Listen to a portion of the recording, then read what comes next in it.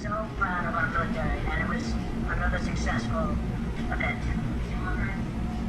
Everybody knows exactly what happened, so, and what I do is I authorize my military. We have the greatest military in the world, and they've done a job as usual, so we have given them total authorization. That's what they're doing, and frankly, that's why they've been so successful lately. You look at what's happened over the last 8 weeks and compare that to what's happened over the last 8 years. The trees may be blooming and the sun shining in the Northeast, but President Donald Trump would still rather spend his weekends down in Florida. Maintaining a track record of enjoying more weekends than not at his Mar-a-Lago resort, Trump touched down in Palm Beach Friday to begin the 7th weekend there out of the 13 he's been in office. The costs of Trump's sojourns to the Sunshine State have been much discussed, but now the liberal advocacy group the Center for American Progress, CAP, has begun tracking not just how many days he is spending at Mar-a-Lago and how much it is costing taxpayers, but also how else that money could be spent.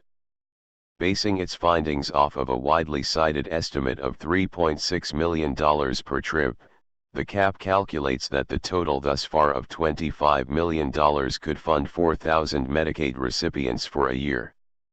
The figure, based on the 2011 national average of cost per Medicaid enrollee, is particularly significant given that the replacement for Obamacare Trump supported would have stripped $880 million from the health insurance program for the poor. There are plenty of other programs Trump's vacation costs could support. He could have funded the cost of Meals on Wheels for a year for 9,000 recipients. Instead, Trump's proposed budget is expected to cut funding to the program that provides hot meals to seniors in need. Alternatively, if Trump were to have given Mar-a-Lago a miss, the money could have been used to fund 6 years of homelessness aid. Yet his proposed budget would eliminate funding for the U.S. Interagency Council on Homelessness. And those are just a selection of the government programs that could have been rescued from detrimental cuts. To what scale they could have been funded, though, is far from clear. There continues to be much doubt about just how much Trump's trips are costing the U.S. taxpayer. The $3.6 million estimate used by the CAP is based on a Governmental Accountability Office report on a 2013 weekend golf trip that Trump's predecessor in the White House, Barack Obama, took to Palm Beach. However, the author of that report, Brian Lepore, told the Associated Press this week that it would be a mistake to apply that figure to Trump's visits to Florida.